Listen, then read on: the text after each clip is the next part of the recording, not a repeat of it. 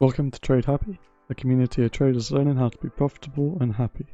Today we're going to be talking about how to have confidence trading the Forex markets. First of all, you can be too confident, risking too much on your trades and inevitably losing money. So having confidence in your strategy and being able to follow your system is very important. The number one way you can have confidence in yourself and your strategy is to backtest. Open a demo account and trade it for at least 3 months with the same strategy. If you are profitable at the end of that period, I'm sure that you'll be more confident when going into the live markets. The reason for this is because you've backtested and found that you can trade that system profitably.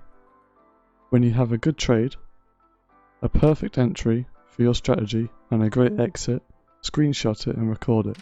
Reinforce what you felt taking the trade and how you feel afterwards.